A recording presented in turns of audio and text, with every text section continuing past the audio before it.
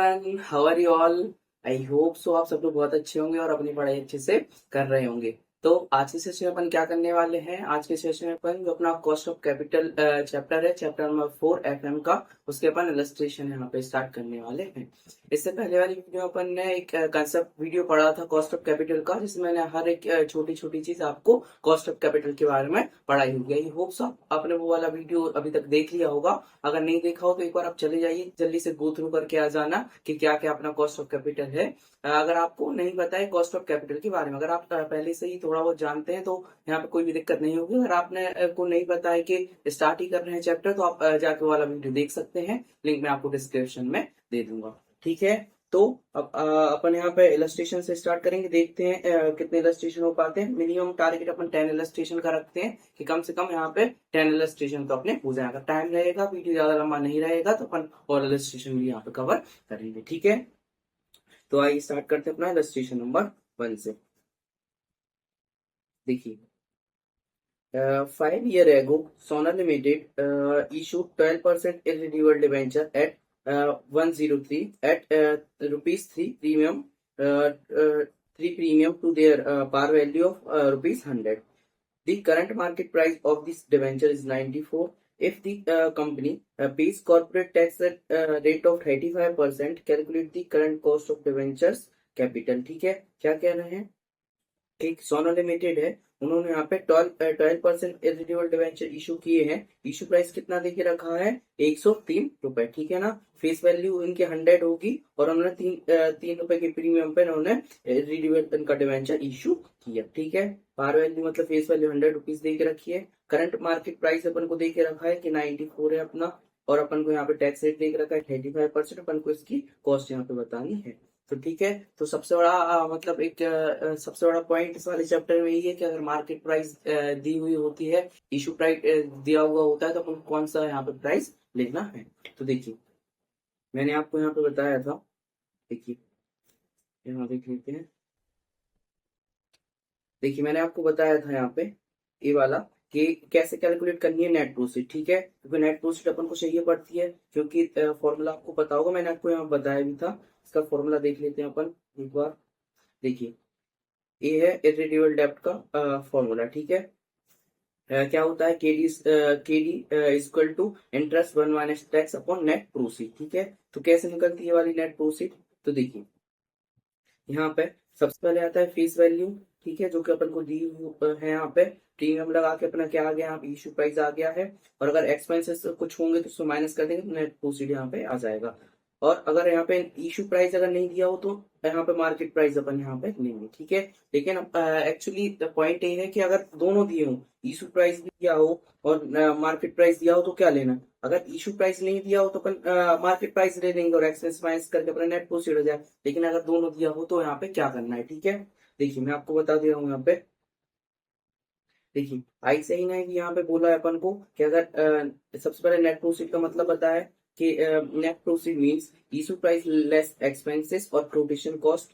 If issue price is not given then student can assume it to be equal to the current market price. ठीक है, लेकिन इस वाले question में देखिए, अपने इलस्ट्रेशन नंबर फर्स्ट में अपन को इशू प्राइस देके रखा है 103 रुपए, और मार्केट प्राइस भी अपन को यहाँ पे कितना देके रखा है? 94। तो अपन यहाँ पे क्या लेना है? तो देखिए, मैं आपके लिए बता दूं यहाँ पे। तो देखिए, अगर कोई अपन न्यू शेयर इशू कर रहे हैं, ठीक है, ये वाली बात याद रखना, आपको याद रखनी है। ठीक है, नहीं तो बहुत बच्चे क्या होते हैं, इस वाले पॉइंट में कंफ्यूज होते हैं, और अगर ये वाला पॉइंट अगर गलत होके आ जाता है, अगर आप इशू प्राइस की जगह मार्केट प्राइस ले लेते हैं और मार्केट प्राइस की जगह इशू प्राइस ले लेते हैं, तो हो सकता है कि आपका जो कॉस्ट ऑफ डेब्ट है गलत हो जाए। और अगर weighted average cost of capital का फॉर्मूला है, तो हो सकता है पूरा आपका आंसर ही गलत आए और आपके मार्क्स डिडक्ट हो जाए। ठीक है, तो ध्यान से सुनना ये वाली बात। तो जो अपना जो भी न्यू शेयर अपने इशू हुए, ठीक है, जो न्यू शेयर अपने इशू हो रहे हैं, उस अपन को क्या लेना है? जो भी न्यू शेयर इशू हो रहा है उसको अपन को लेना है, उस पर इशू प्राइस। ठीक है, क्या लेना है उसको अपन को? इशू प्राइस लेना। ठीक है, और जो ऑलरेडी शेयर इशूड है, जो ऑलरेडी शेयर इशूड है, उसको अपन को क्या लेना है? उसको अपन को लेना है करंट मार्केट प्राइस। ठीक है, ये वाली बात आप यहाँ पे याद रखना, ठीक है। अगर कोई भी न्यू शेयर इशू कर रहा है तो उसमें अपन इशू प्राइस का यूज करेंगे। और अगर जैसे कोई भी अगर ऑलरेडी शेयर इशूड है, ऑलरेडी अगर शेयर इशूड है तो उसमें अपन करंट प्राइस का यहाँ पे यूज करेंगे, ठीक है। वाली बात आप याद रखना और नोट में भी लिख लेना, ठीक है। एग्जाम के टाइम पे ये वाली काम में आएगी, ठीक है। तो अपन को यहाँ पे क्या कैलकुलेट करना है, कॉस्ट ऑफ डिवेंचर कैपिटल यहाँ पे कैलकुलेट करना है। कौन सा डिवेंचर, इरिड्यूबल वाले, ठीक है। तो हो गया अपना illustration number first,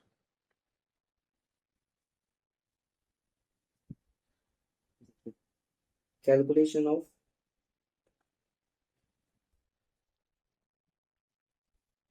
cost of debenture. क्या होता है फॉर्मूला इरिड्यूबल डिवेंचर्स का, केडी इक्वल टू मतलब cost of debenture equal to interest one minus tax upon net proceed, ठीक है। इसमें आई का मतलब है इंटरेस्ट, टी का मतलब है टैक्स, एंड टी का मतलब क्या है, नेट प्रोसीड, ओके। तो अपन को यहाँ पे इंटरेस्ट कितना देके रखा है, देखिए इंटरेस्ट अपन को देके रखा है 12% डिवेंचर, ठीक है। इंटरेस्ट हमेशा किस पे निकलता है, इंटरेस्ट अपना निकलता है फेस वैल्यू पर। तो फेस वैल्यू कितनी देके रखी है, फेस वैल्यू मतलब पार वैल्यू, तो अपन को 100 देके रखी है, तो अपना इंटरेस्ट यहाँ पे आ जाएगा 100 × 12%, तो आ जाएगा यहाँ पे 12 तो इंटरेस्ट हो जाएगा 12, वन इंटरेस्ट कितना 35%, अगर पॉइंट में निकाले तो 0.35 हो जाएगा, divide by net proceed. Net proceed क्या लेंगे, जो मार्केट प्राइस यहाँ पे दी हुई है, क्योंकि इन्होंने जो अपन यहाँ पे मतलब मान के चल रहा है, मतलब ऑलरेडी इशूड यहाँ पे शेयर डिवेंचर्स है, और इसका प्राइस अपन यहाँ पे क्या लेके चल रहा है, जो मार्केट प्राइस दिया हुआ है 94। अगर मार्केट प्राइस नहीं दिया हुआ होता तो अपन क्या लेके चलते, हाँ, तो अपन यहाँ पे जो भी अपना यहाँ पे ये वाला इशू प्राइस है 103 रुपए वो लेके चलते। और अगर जो न्यू शेयर इशू हो रहे होते, अगर दोनों दिया होता तो अपन क्या करते, तो भी अपन यहाँ पे इशू प्राइस को लेते। लेकिन ये वाले जो डिवेंचर है ऑलरेडी इशूड है, इसलिए अपन यहाँ पे मार्केट प्राइस दे रहे हैं, ठीक है। तो यहाँ पे क्या आ जाएगा 90, निकालिए कितना आ जाएगा। तो वन में से 0.35 जाएगा तो 0.65 बचेगा, तो 12 × 0.65 तो आ जाएगा 7.8 डिवाइड बाई 90, तो कितना आ जाएगा आंसर 7.8 डिवाइड बाई 94, तो अपना आ जाएगा परसेंटेज के टर्म में निकालें तो 8.29% या फिर 8.30%, इतना अपना अप्रोक्स आ जाएगा, ठीक है। 8.297 या फिर 8.30%, ठीक है। तो यहाँ पे अपन ने इलस्ट्रेशन नंबर 1 कंप्लीट किया। आइए इलस्ट्रेशन नंबर 2 की तरफ चलते हैं,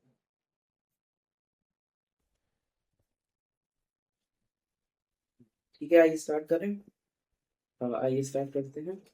और एक्चुअली जो अभी क्या हो रहा है कि सीए फाइनल्स के पेपर चल रहे हैं, तो जो एफआर का पेपर है और एफआर का पेपर है, एएफएम का पेपर है, ऑडिट का पेपर है। ऑडिट का पेपर तो ये मान के चलिए कि मतलब थोड़ा अच्छा एवरेज ही सेट करके रखा था। कोई भी पेपर पहले क्या होता था कि जो अपना आईसीआई है पहले मतलब स्पेस में चलता था कि वो जैसे हमारे किसी ग्रुप में अपने 4 पेपर है, जैसे अभी तो 3 हो गए हैं, तो पहले मतलब ऐसी उनकी थीम थी कि वो एक पेपर को एवरेज करते थे, एक को थोड़ा इजी करते थे, एक को टफ करते थे। लेकिन मैं मतलब प्रीवियस अटेम्प्ट में भी देखा, इस अटेम्प्ट में भी देखा, ऐसे ही क्या कर रही है सारे पेपर को एवरेज ही यहाँ पे सेट कर रही है, ठीक है। हो सकता है एक पेपर का लेवल थोड़ा अबव एवरेज कर दे, लेकिन अधिकतर पेपर वो एवरेज ही यहाँ पे सेट करके चल रहे हैं, ठीक है। तो अपन को क्या करना है, बहुत अच्छे से कंसेप्चुअली पढ़ाई यहाँ पे करनी है, और ट्राई करना है कि अपन जो भी अगर अपना अटेम्प्ट है तो एक अटेम्प्ट में ही क्लियर कर लें, एक अटेम्प्ट में पूरी पढ़ाई कर लें।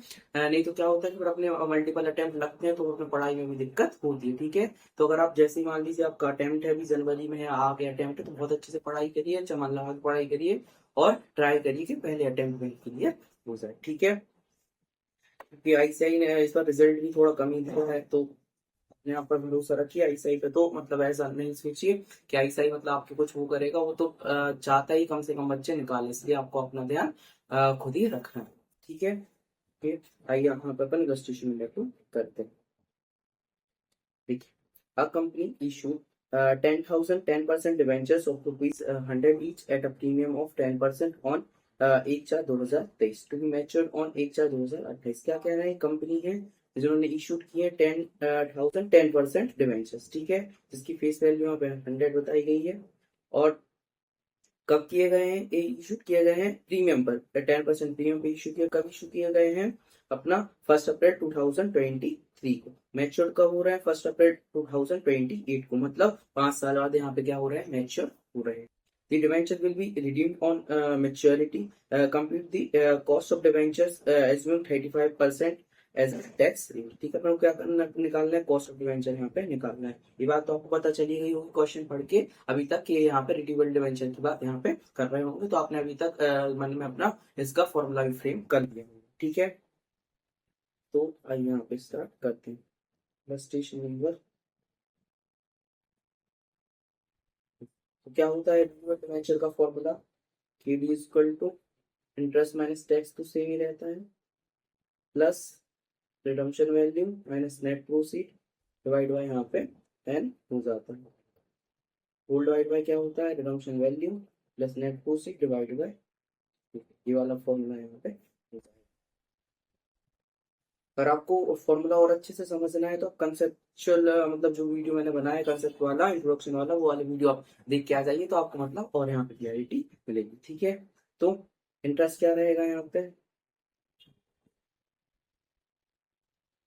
देखिए इंटरेस्ट आ जाएगा यहाँ पे, देखिए अपने 10% क्या है, 10% अपने irredeemable debenture, sorry redeemable debentures है, तो 100 रुपए की अपना वो है, क्या बोलते हैं, अपना पार वैल्यू है। ठीक है, तो इस 100 रुपीज अपना क्या रहेगा, 10% डिवेंचर का इंटरेस्ट लग जाएगा, तो 100 पे 10%, 10 यहाँ पे हो जाएगा। ठीक है, और यहाँ पे अपना क्या है, जो अपना नेट प्रोसीड है वो क्या रहने वाला है, नेट प्रोसीड यहाँ पे रहने वाला है अपना प्रीमियम इशू कर रहे हैं, तो अपना 110 रुपए यहाँ पे क्या रहेगा, 110 रुपए यहाँ पे नेट प्रोसीड रहेगा। रिडम्पशन वैल्यू कोई भी नहीं दिया गया है, तो अपन क्या मान के चलेंगे, जो भी अपनी फेस वैल्यू है या फिर पार वैल्यू, वो भी अपनी रिडम्पशन वैल्यू यहाँ पे रहेगी। ठीक है, तो आइए यहाँ पे अपन लिख लेते हैं, वेयर इंटरेस्ट इक्वल टू क्या हो जाएगा, ये हो जाएगा अपना 100 पे 10%, 100 पे 10% हो जाएगा 10 रुपीज। फिर फिर अपना टैक्स रेट, टैक्स रेट कितना दिया है, टैक्स रेट वही अपना 35% दे के रखा है। नेट प्रोफिट कितना हो जाएगा, पहले एक काम करते हैं, रिडम्पशन वैल्यू लिख लेते हैं, रिडम्पशन वैल्यू यहाँ पे हो जाएगा अपना 100। अब अपन को क्या निकालना है यहाँ पे, अपन को निकालना है नेट प्रोफिट। देखिए नेट प्रोफिट कैसे निकलेगा, अपन को क्या दे के रखा है यहाँ पे, नेट प्रोफिट के लिए अपन को यहाँ पे ऐसे निकलेगा, मैं बता दे रहा हूँ। देखिए फेस वैल्यू दे के रखा है, ठीक है ना, फेस वैल्यू पर प्रीमियम ऐड करेंगे, प्रीमियम ऐड करते हैं तो अपना क्या आ जाता है, यहाँ से अपना issue price, issue price minus इसमें से अपन करते हैं फ्लोटेशन कॉस्ट या फिर एक्सपेंसेस, अपना नेट प्रोसीड यहाँ पे निकल के आ जाता है। तो फेस वैल्यू अपन को यहाँ पे दी गई है, ये देख रखिए, फेस वैल्यू 100 है, प्रीमियम कितना 10% है, 10% मतलब 10, तो यहाँ पे फेस वैल्यू अपनी 100 प्लस प्रीमियम है 10, यहाँ पे इशू प्राइस कितना आ जाएगा 110, कोई अपना यहाँ पे एक्सपेंस नहीं दे के रखा है, तो नेट प्रोसीड यहाँ पे अपना 110 ही आ जाएगा। ठीक है, ओके, आइए अपन यहाँ पे सॉल्व कर देते, इंटरेस्ट हो जाएगा 10, 1 माइनस क्या है अपना टैक्स हो जाएगा 0.35, प्लस रिडम्पशन वैल्यू कितना है, रिडम्पशन वैल्यू अपन ने माना 100, क्योंकि यहाँ पे दे के नहीं रखा, तो अपन यही एज्यूम करके चल रहे हैं। यहाँ अगर आपको नोट देना हो तो भी आप नोट दे देना कि अपन ने एज्यूम करा है कि जो अपना रिडम्पशन वैल्यू 100 है, नेट प्रोफिट कितना है अपना 110 है, डिवाइड बाय एन कितना है यहाँ पे, देखिए मैं आपको एन यहाँ पे बता दे रहा हूँ, एन कितना हो जाएगा, एन मतलब जो भी अपना टोटल नंबर ऑफ ईयर्स यहाँ पे है। ठीक है, यहाँ पर पीरियड ऑफ डिवेंचर जो भी है, तो देखिए अपना कब इशू कर रहे थे, 1 अप्रैल 2023 को इशू कर रहे थे, मैच्योर कब हो रहा है 1 अप्रैल 2020 को, तो 24, 25, 26, 27, 28, ठीक है ना, 5 साल यहाँ पे अपने हो रहे हैं, तो एन कितना हो जाएगा, एन यहाँ पे 5 हो जाएगा, डिवाइड बाय कर देंगे 5, होल डिवाइड बाय क्या हो जाएगा, होल डिवाइड बाय हो जाएगा यहाँ पे redemption value plus net proceed जो कि अपनी 110 है, डिवाइड बाय, अब इसको सॉल्व कर दीजिए तो आपका आंसर आ जाएगा, तो 10 इंटू 0.65 हो जाएगा, तो आ जाएगा 6.5, प्लस इस वाले ब्रैकेट को सॉल्व करिए तो 100 माइनस 110 डिवाइड बाय हो जाएगा 5, तो माइनस का आ जाएगा।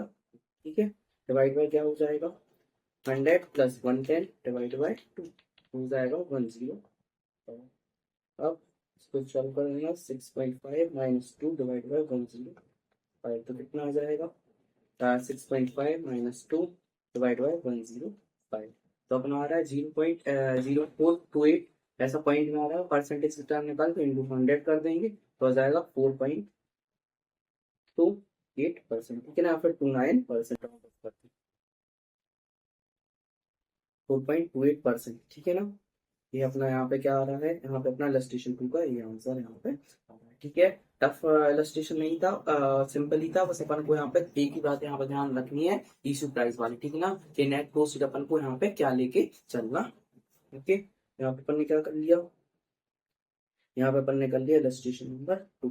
अब इलस्ट्रेशन नंबर 3 करें, इस साइड कर लेते, ठीक है ना, क्योंकि यहाँ पे स्पेस का थोड़ा मसला है, तो यहाँ पे इलस्ट्रेशन 3 को यहाँ पे करेंगे, ठीक है। आई स्टार्ट करें इलस्ट्रेशन नंबर 3। तो देखिए, a company issue a 10,000 10% debenture of rupees 100 each at a par on 1st April 2018 to be matured on 1st April 2020. The company wants to know the cost of its existing debt on 1st April 2023 when the market price of the debenture is rupees 80. Compute the cost of existing debenture assuming 35% tax rate. तो same ही है अपना, बस एक चीज यहाँ पे change हो गई है, क्या, देखिए, वही कंपनी ने इशू किया अपने 10% 10,000 डिवेंचर्स जिसकी फेस वैल्यू 100 रुपीज है। कब इशू किए हैं, अपने 1 अप्रैल 2018 को इशू किए, मैच्योर कब हो रहा है, 28 को, ठीक है, मतलब 10 साल के बाद यहाँ पे क्या हो रहा है, मैच्योर हो रहे हैं। लेकिन कंपनी की जो कॉस्ट है कब जानना चाह रही है, 1 अप्रैल 2023 को, मतलब 19 20 21 22 23, मतलब एग्जैक्ट 5 साल के बाद इसकी कॉस्ट को यहाँ पे जानना चाह रही है। तो यहाँ पे एन क्या हो जाएगा, एन यहाँ पे 10 ईयर नहीं होगा, ठीक है, जो टोटल ईयर है वो नहीं होगा। जब कंपनी इसकी कॉस्ट को जानना चाह रही है मतलब 5 साल के बाद, तो एन अपना मतलब नंबर ऑफ ईयर्स वही हो जाएगा, ठीक है। बाकी तो पूरा सेम यहाँ पे मार्केट प्राइस दे के रखा है, तो अपन को मार्केट प्राइस यहाँ पे लेना है, क्योंकि जो अपना डिवेंचर है यहाँ पे ऑलरेडी इशू है, ठीक है। तो ठीक है, आइए यहाँ पे अपन कैलकुलेट करते हैं। तो इलस्ट्रेशन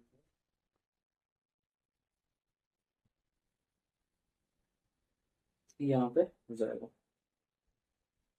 एक मिनट रुकना, मैं अपनी वाटर बॉटल उठा लेती हूँ।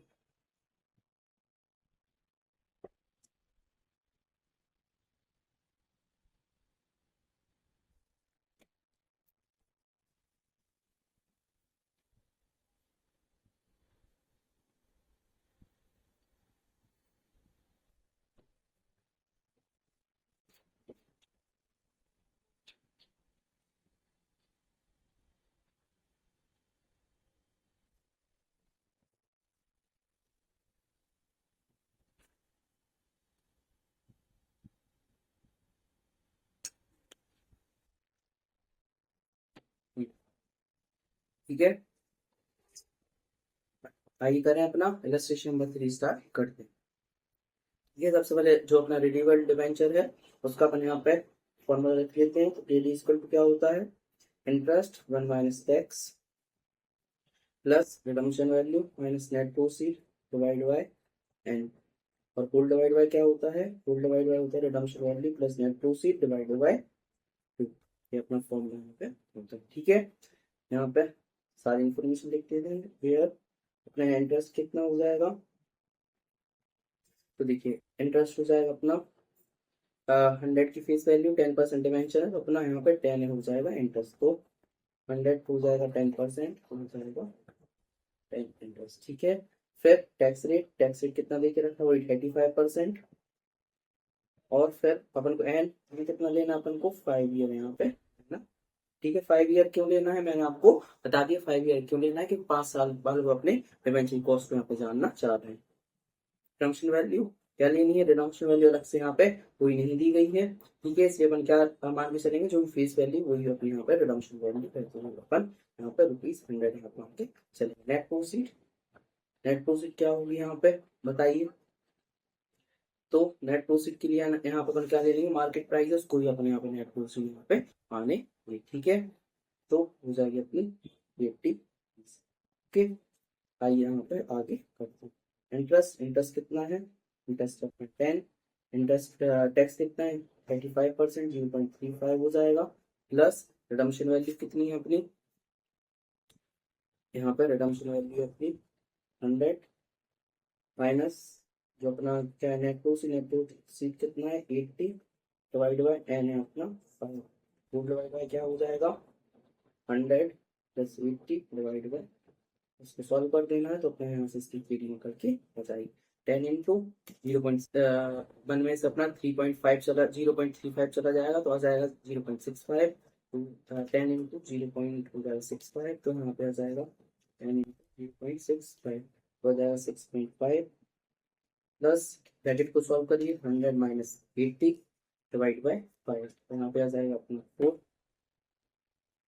फुल डिवाइड बाय अपना हो जाएगा 100 प्लस 80 डिवाइड बाय 6 हो जाएगा अपना 9, इसको सॉल्व कर दीजिए 6.5 प्लस 4 फुल डिवाइड बाय 9 कितना आ रहा है 0.1166 आ रहा है, तो उस परसेंटेज टर्म में कितना हो जाएगा 11.67%। ठीक है, तो अपने यहाँ पे खेती आ गया 11.67%। ठीक है, तो अपना यहाँ पे इलस्ट्रेशन 3 यहाँ पे कंप्लीट कर लिया। ज्यादा टफ अपने यहाँ पे इलस्ट्रेशन नहीं है, ठीक है, मैनेजेबल है। अपन को थोड़ा सा ध्यान रखना है कैलकुलेशन पर, बाकी तो इजी। ओके, आइए इलस्ट्रेशन नंबर 4 यहाँ पे स्टार्ट करते हैं। देखिए, इंस्टीट्यूशनल डेवलपमेंट बैंक जिसको आईडीबी बोलते हैं, issue zero interest deep discount bond of face value of rupees 1 lakh each issued at rupees 2500 and repayable after 25 compute the cost of debt if there is no corporate tax। यहाँ पे deep discount bond का यहाँ पे एक question यहाँ पे, ठीक है। तो अपन क्या बोल के रखा है, जो अपना आईडीबी बैंक है वो अपन को इशू करता है zero interest deep discount bond, मतलब जिसपे भी कोई भी इंटरेस्ट चार्ज नहीं करता है। ठीक है, फेस वैल्यू कितनी है अपन को, फेस वैल्यू दे के रखी है अपनी 1 लाख रुपीज। इशू कितना करता है, इशू करता है वो 2500 में, और रिपीबल कब है, रिपीबल है 25 ईयर के बाद। तो यहाँ पे अपन को कॉस्ट ऑफ डेब्ट यहाँ पे निकाल ली। ठीक है, देखिए जो अपना डीप डिस्काउंट बॉन्ड है इसमें अपना जो डिवेंचर वाला फॉर्मूला है वो तो यहाँ पे नहीं रहेगा। ठीक है, लेकिन अपन को टर्म वही लेनी। देखिए अपन को यहाँ पे क्या क्या दे के रखा है, अपन को इशू प्राइस दे के रखा है, मतलब नेट प्रोसीड कितना 2500 दे के रखा है, और रिडम्पशन वैल्यू कितनी होगी अपनी जो भी रिडीम करेंगे। तो देखिए रिडम्पशन वैल्यू यहाँ पे कहीं भी नहीं दे के रखी है, अगर रिडम्पशन वैल्यू कहीं भी नहीं दे के रखी होती तो अपन क्या मान के चलते हैं, जो भी फेस वैल्यू है वो भी अपने यहाँ पे रिडम्पशन वैल्यू के बराबर होती है। तो फेस वैल्यू दे के रखी है 1 लाख रुपीज, तो रिडम्पशन वैल्यू भी यहाँ पे हो जाएगी कितनी 1 लाख रुपीज। ठीक है, एंड अपन को कितना दे के रखा है, एन दे के रखा है अपन को 25। ठीक है, तो देखिए यहाँ पे अपन को 25 ईयर तक यहाँ पे मतलब जो एन है अपना 25 रहेगा। यहाँ पे इशू कितने में कर रहा है, ये 2500 में यहाँ पे इशू कर रहा है। तो देखिए कैसे निकलेगा ये वाला इलस्ट्रेशन नंबर हो जाएगा यहाँ पे। तो ठीक है, तो देखिए आपने निकाला होगा, जैसे 12th मंथ में बहुत पढ़ा हो, फाउंडेशन में पढ़ा होगा कि अगर अपन को फ्यूचर वैल्यू निकालनी, ठीक है ना, फ्यूचर वैल्यू निकालनी तो कैसे निकलती है, present value into 1 plus R to the power n. ठीक है, ऐसे निकलती है। तो ये वाला जो डीप डिस्काउंट बॉन्ड वाला जो क्वेश्चन है वो भी ऐसे ही सॉल्व अपना यहाँ पे। तो ठीक है, रिडम्पशन वैल्यू अपन को इन फ्यूचर कितनी मिलने वाली हो 1 लाख रुपीज। ठीक है, और नेट प्रोसीड यहाँ पे कितना रहने वाला है 2500। तो अपनी फ्यूचर वैल्यू कितनी होगी यहाँ पे, फ्यूचर वैल्यू होगी यहाँ पे 1 लाख रुपीज, और प्रेजेंट वैल्यू जो अपन को दे के रखी है वो अपनी 2500। 1 प्लस आर अपन को वही यहाँ पे आर, जिसको अपन यहाँ पे बोल सकते हैं कॉस्ट ऑफ डेप्ट। ठीक है, कॉस्ट ऑफ डेप्ट उसको अपन यहाँ पे आर बोल सकते हैं। एन कितना दे के रखा है 25, इसको सॉल्व कर देना है तो अपने यहाँ पे आर मतलब कॉस्ट ऑफ डेप्ट यहाँ पे निकल के आ जाएगी, या फिर केडी इसको बोल सकते हैं। ठीक है, तो डिवाइड करिए 1 लाख जो अपना 2500 है इंटू में साइड आर हो जाएगा डिवाइड में, यहाँ पे बचेगा 1 plus R to the power 25। करिए सॉल्व, 1 लाख डिवाइड बाई 2500, यहाँ पे हो जाएगा 40 plus 1 plus R to the power 24। अब देखिए जो अपना आई ने यहाँ पे सॉल्व करके रखा है, देखिए इन्होंने यहाँ पे ट्रायल एंड एरर मेथड का यूज किया है। देखिए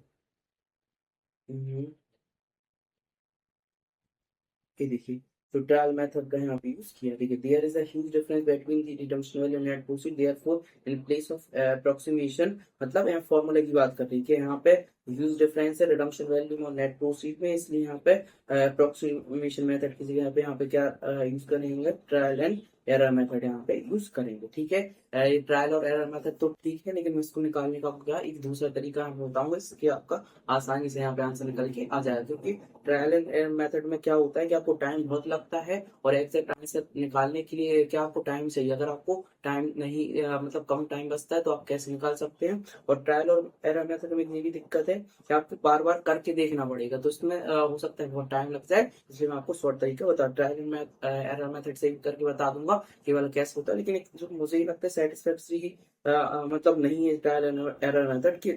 ठीक है, लेकिन लेकिन इसको जो अपने फाउंडेशन में करा होगा या फिर क्या हुआ या फिर आपने ट्वेल्थ में तो फाउंडेशन में ही करा होगा कि इसको डायरेक्ट सॉल्व कर दे तो अपना यहाँ से आंसर निकल के आ जाएगा। ठीक है, तो देखिए कैसे सॉल्व होगा।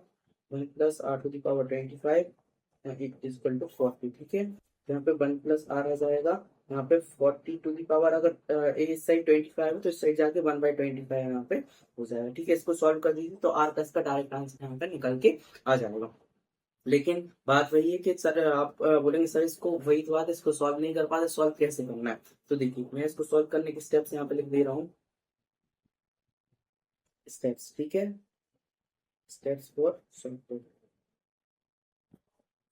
तो देखिए फर्स्ट स्टेप में आपको क्या करना है। फर्स्ट स्टेप में अपन को यहाँ पे टाइप करना है 40, मतलब जो भी वैल्यू है वो अपन को यहाँ पे टाइप करना है, जिसका भी यहाँ पे निकालना है।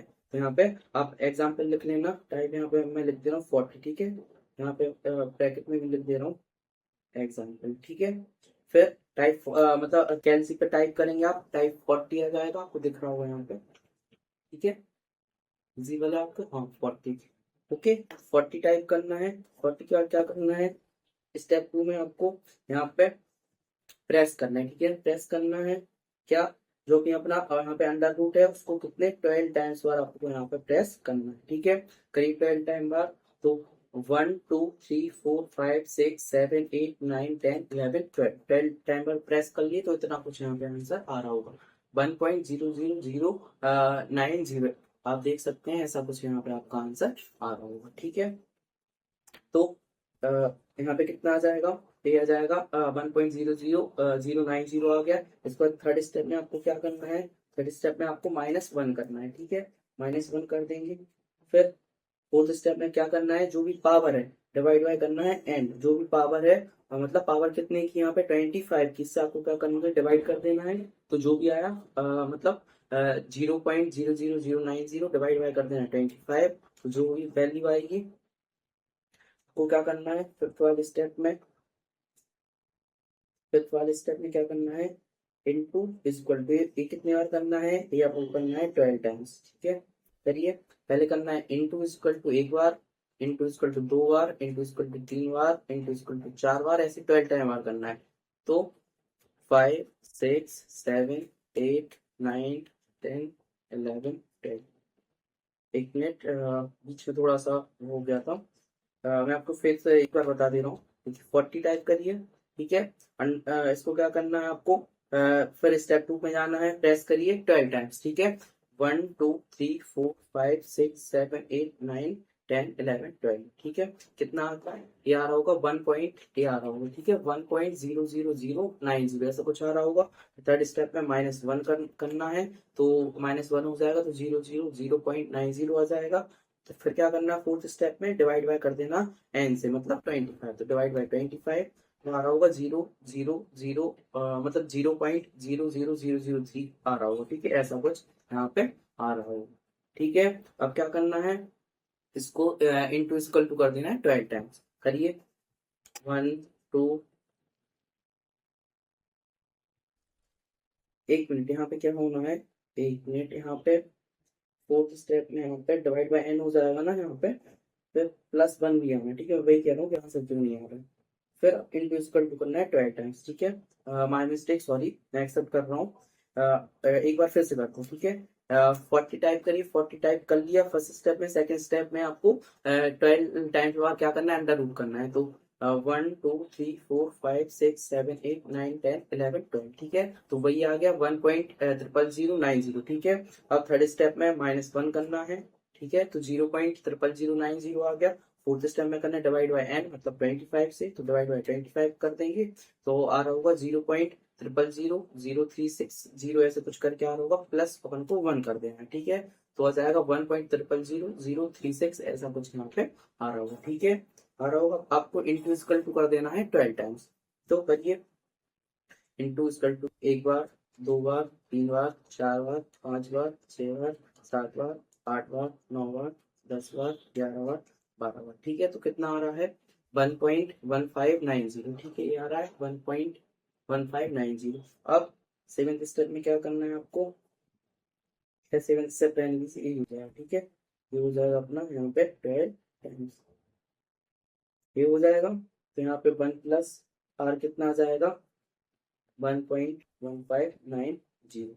अब आर स्क्वायर टू क्या हो जाएगा 1.1590 डिवाइड बाय -1, ठीक है। 1 साइड आके -2, तो आर स्क्वायर टू कितना हो जाएगा 0.1590। परसेंटेज के टर्म में कर दीजिए 15.90% यहाँ पे अपना आ जाएगा, ठीक है।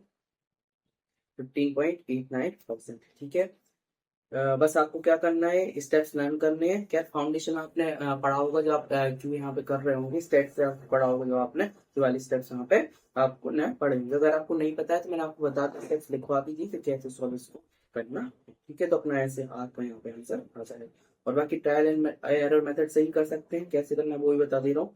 देखिए, सबसे पहले आपका ए वाली इक्वेशन तो आ जाएगी। इसके बाद में क्या करना है आपको, देखिए आर इक्वल टू पे आपको 15% लेना है। सबसे पहले तो आपको इन्होंने डायरेक्ट 15% लेके बता दी, 15 और 16% यहाँ पे करना है। लेकिन आप क्या हुआ कि आप मतलब ऐसा नहीं मान पाएंगे, मतलब कि 15% ही लेना है या फिर 60% ही लेना है। तो लेकिन आपको जब तक आप एक बार 10% से स्टार्ट करना, तो 10% से स्टार्ट करेंगे तो 1 पॉइंट यहाँ पे, अगर 15 लेंगे तो यहाँ पे 1.15 आ जाएगा, और 10% लेंगे तो 1 यहाँ पे 10 यहाँ पे आ जाएगा, ठीक है। तो इसका आप करेंगे 25 टाइम्स, ठीक है, तो इसका आंसर आ जाएगा, ठीक है। और अगर 16% करेंगे तो मतलब इस पे यहाँ पे 1.16 पावर 25, तो यहाँ पे आ जाएगा 14.87। मतलब एक लेना है आपको जो एक रहेगा 40 से छोटा, और एक लेना है जो रहेगा 40 से बड़ा, ठीक है। जो कि अपन क्या करते हैं आईआरआर मेथड में करते हैं। तो इन्होंने वही यहाँ पे यूज किया है कि आपको ऐसे यहाँ पे जो वो वही परसेंटेज लेना है, इससे एक से आपका आंसर आ जाए 40 से कम,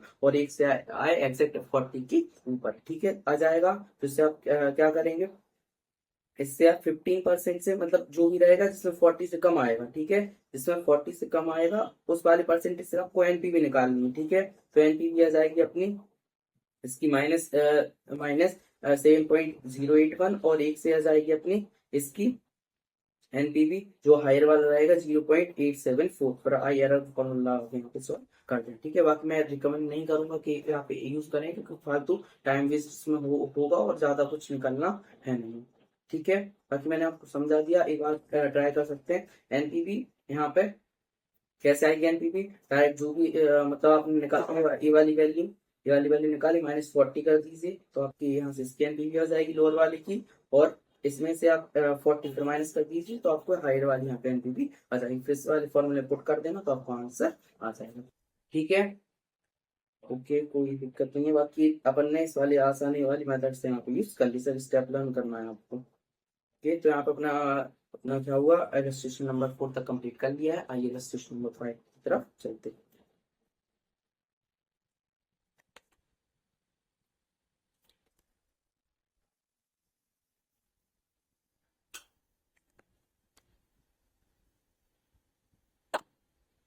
आइए स्टार्ट करें अपना इलस्ट्रेशन नंबर 5।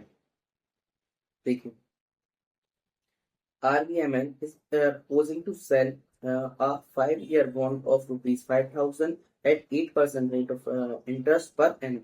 क्या कह रहे हैं, जो RBML कंपनी है वो प्रपोज कर रही है, मतलब उससे प्रपोजल रखा है ऐसा कि सेल कर रहे हैं 5-year bond of ₹5,000 8% rate of interest. मतलब वो जो 5,000 की बॉन्ड यहाँ पे इंटरेस्ट कर रहे हैं, जिसका इंटरेस्ट रेट कितना देंगे यहाँ पे 8% यहाँ पे बोल रहे हैं कि इनका इंटरेस्ट उतना रहे।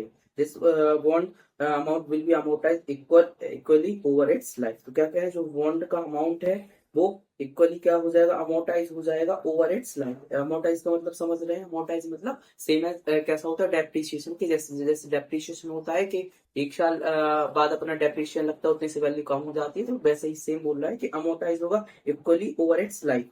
मतलब इक्वली कितना ओवर इट्स लाइफ, जैसे 5,000 का टोटल बॉन्ड है, लाइफ कितनी है टोटल 5 है, डिवाइड बाय कर देंगे 5, तो आ जाएगा इक्वली कितना हो जाएगा हर ईयर 1,000 यहाँ पे हो जाएगा। ठीक है ना, मतलब इक्वली मतलब 1,000 से यहाँ पे अमोर्टाइज हो जाएगा पर ईयर।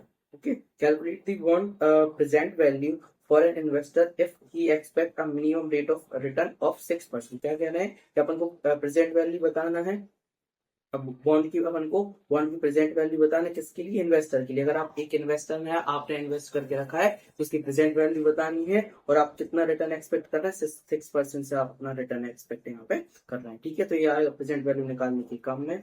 तो मैं आपको बता दूं, देखिए जैसे कि मैं कंपनी हूँ आरबी, हमारी कंपनी है, आपने 5,000 रुपीज क्या करेंगे इन्वेस्ट करके मुझे रखे, मैं आपको हर साल कितना 8% का रिटर्न देता हूँ। ठीक है, तो क्या होगा, लेकिन जो बॉन्ड है यहाँ पे, जो बॉन्ड है 5,000 का इक्वली अमोर्टाइज हो जाएगा, मतलब मैं हर साल क्या रहूंगा, जैसे आपने 5,000 मुझे फर्स्ट ईयर में जमा करें, जैसे आपको यहाँ पे एग्जाम्पल दो। ठीक है, ये आप है, ठीक है, ये कंपनी है। ठीक है, तो आपने यहाँ पे 5,000 रुपीज मुझे दिए। ठीक है, कितने मैं इंटरेस्ट कितना दूंगा आपको, इंटरेस्ट यहाँ पे 8% का मैं आपको यहाँ पे इंटरेस्ट दूंगा। ठीक है, 8% का इंटरेस्ट दूंगा। तो मैं क्या दूंगा, जो अपना फर्स्ट ईयर रहेगी। ठीक है, फर्स्ट ईयर में आपको फर्स्ट ईयर के एंड में फर्स्ट ईयर के एंड में आपको कितना पैसा वापस कर दूंगा, 1,000। सेकेंड ईयर में 1,000, थर्ड ईयर में भी 1,000,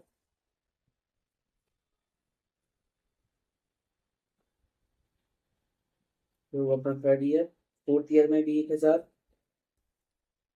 और फिफ्थ ईयर में भी आपको 1,000 यहाँ पे दे दूंगा। ठीक है, फिफ्थ ईयर मतलब हर साल आपको कितना है, अपना 1,000 रुपए लौट आता जाऊंगा। ठीक है, तो एक नॉर्मल सी बात है कि जब मैं फर्स्ट ईयर में आपको इंटरेस्ट दूंगा तो इस पूरे 5,000 रुपीज पे दूंगा, क्योंकि ईयर के स्टार्टिंग में आपने मुझे 5,000 रुपीज दिए थे, तो जो ईयर के एंड में बचेगा मैं आपको 1,000 रुपए वापस कर दूंगा। लेकिन क्या रहेगा कि पूरे साल तक मैंने आपके 5,000 रुपए यहाँ पे रखे थे, मैं 5,000 पे आपको यहाँ पे इंटरेस्ट दूंगा। ठीक है, नेक्स्ट ईयर मतलब जो ईयर टू के स्टार्टिंग में आपको 1,000 रुपये वापस कर दिए, तो ईयर टू के लास्ट में जब मैं आपको इंटरेस्ट दूंगा तो कितने पे दूंगा, 4,000 पे। ठीक है, क्योंकि मैंने आपको 1,000 आपको वापस कर दिए थे। ऐसे ईयर थ्री के फर्स्ट में आपको फिर से 1,000 रुपये वापस कर दूंगा, तो ईयर थ्री के एंड में आपको कितने पे इंटरेस्ट दूंगा, 3,000 पे। ऐसे ही फोर्थ ईयर के एंड में कितने पे दूंगा, 2,000 पे, और ईयर फाइव के एंड में आपको 1,000 पे इंटरेस्ट यहाँ पे दे दूंगा। ठीक है, तो जो इंस्टॉलमेंट रहेगी, मतलब जो मैं आपको दूंगा, मैं कंपनी आपको इंस्टॉलमेंट दूंगा, मतलब जो भी आउटफ्लो रहेगा वो आपको रहेगा कितने का, यहाँ पे 1,000 का। ठीक है, 1,000 का प्लस इंटरेस्ट, 1,000 का प्लस इंटरेस्ट, 1,000 का plus interest, 1,000 plus interest, 1,000 plus interest. Interest किससे निकलना है, इस वाली वैल्यू पे। ठीक है, आई होप सो आपको समझ में आया होगा, मैंने ऊपर ऊपर से आपको समझा दिया यहाँ पे, आगे अपन कर रहे हैं तो और अच्छे से क्लैरिटी यहाँ पे हो जाए। ठीक है, आइए यहाँ पे चलते हैं। देखिए, पहले अपन करते हैं पूरा साफ, अपन अच्छे से इसका यहाँ पे करते हैं। इलस्ट्रेशन नंबर हो जाएगा यहाँ पे, इलस्ट्रेशन नंबर यहाँ पे 5 हो जाए। सबसे पहले अपन क्या करेंगे, सबसे पहले अपन यहाँ पे जो अपना इंटरेस्ट है वही कैलकुलेट करेंगे कि इंटरेस्ट कितना यहाँ पे देना है। तो कैलकुलेशन ऑफ इंटरेस्ट। ठीक है, तो ना फर्स्ट ईयर, तो इंटरेस्ट किस पर लगेगा, इंटरेस्ट लगेगा अपना जो भी अपना प्रिंसिपल है उस पर अपना यहाँ पे लगेगा। ठीक है, मतलब जो भी अपना आउटस्टैंडिंग रहेगा, एक मिनट, तो इंटरेस्ट कैसे निकलेगा, जो भी अपना आउटस्टैंडिंग है उसमें लगाएंगे अपना इंटरेस्ट रेट। ठीक है, तो सबसे पहले अपन आउटस्टैंडिंग लिख लेते हैं, outstanding amount at year and, या फिर आप एक काम कर सकते हैं, इसको वर्किंग नोट में भी लिख सकते हैं, वर्किंग नोट नंबर 1 डाल दो। Okay, outstanding amount at year and. ठीक है, तो ये होगा अपना फर्स्ट ईयर, फिर सेकंड, थर्ड, फोर्थ और फिफ्थ। तो फर्स्ट ईयर कितना हो जाएगा, ये हो जाएगा अपना 5000। ठीक है, 5000 में से क्या हो जाए, 5000 पे करेंगे, फिर 5000 माइनस 1000 तो आपको जाएगा 4000, फिर 4000 माइनस 1000। हर साल 1000 रुपये यहाँ पे कम होता जाएगा। फिर 3000 बचेगा, 3000 पर 1000 तो यहाँ पे हो जाएगा 2000। लास्ट ईयर में 2000 माइनस 1000 तो अपने यहाँ पे 1000 यहाँ पे बचेगा। मतलब जो भी ईयर एंड पे आउटस्टैंडिंग रहेगी, इसमें अपन को क्या यहाँ पे इंटरेस्ट यहाँ पे पे करना है कंपनी को। तो ये अपन ने कैलकुलेट कर ली। तो यहाँ पे फर्स्ट ईयर में कितना इंटरेस्ट आ जाएगा, ये आ जाएगा 5000 इंटू इंटरेस्ट रेट कितना है, इंटरेस्ट रेट है अपना 8%। तो इंटू 8% निकालिए, हो जाएगा अपना 5000 इंटू 8%, तो कितना आ गया यहाँ पे 400। सेकेंड ईयर में कितना आ जाएगा, 4000 पे 8% फिर से। फिर थर्ड ईयर में कितना आ जाएगा, 3000 पे 8%। फिर फोर्थ ईयर में आ जाएगा 2000 पे 8%। फिफ्थ ईयर में आ जाएगा 1000 पे 8%। ठीक है, तो इस पे कितना आ जाएगा, 320 आ जाएगा। 2000 8%, तो जाएगा 320, इस पे जाएगा 240, इस पे जाएगा 160 और इस पे जाएगा अपना 80। ठीक है, ये अपना ऐसे इंटरेस्ट यहाँ पे है।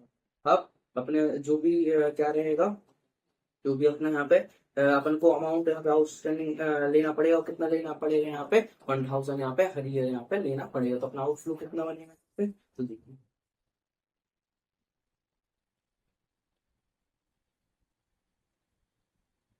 Outstanding amount of loan will be zero at end of fifth year. ठीक है, जो अपना आउटस्टैंडिंग अमाउंट रहेगा बॉन्ड का फिफ्थ ईयर के एंड में वो कितना रहेगा, जीरो रहेगा। ठीक है, क्योंकि फिफ्थ ईयर में जो भी बचेगा ना, मतलब लास्ट में वो कितना बचेगा, जीरो बचेगा। ठीक है, तो अपना पूरा यहाँ पे जो अमाउंट था वो अमाउंटाइज यहाँ पे हो गया। ठीक है, अब सिंस आर्मी में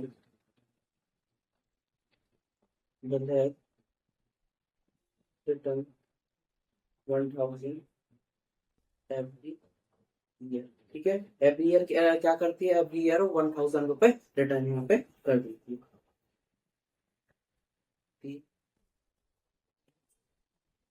आउटफ्लो ऑफ ईच ईयर, तो आउटफ्लो कितना हो जाएगा ईच ईयर यहाँ पे, देखिए फर्स्ट ईयर में क्या रहेगा अपना, फर्स्ट ईयर में जो 1000 है वो प्लस इंटरेस्ट, इंटरेस्ट कितना आया था अपना यहाँ पे 400 यहाँ पे आया।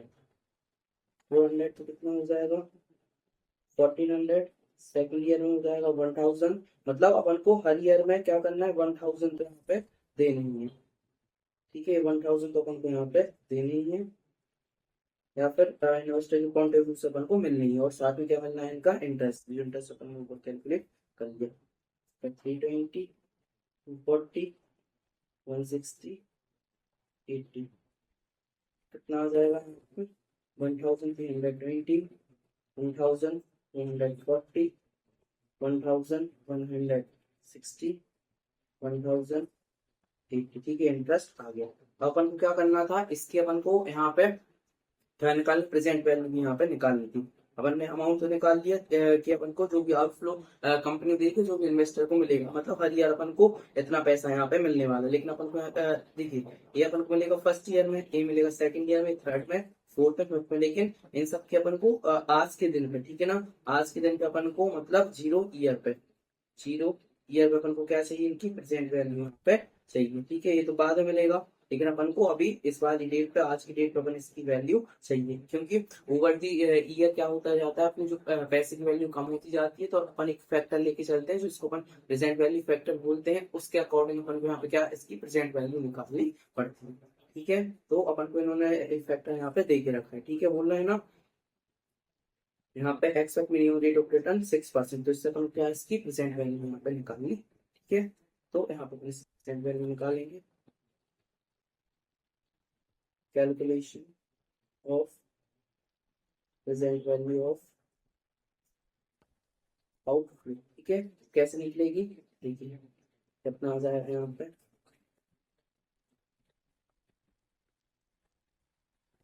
ये आ जाएगा, ये कितने 1 2 3 4 5, ये अपना आ जाएगा अमाउंट, अमाउंट कितना है 1400 है, 1320, 1240, 1160 और 1080।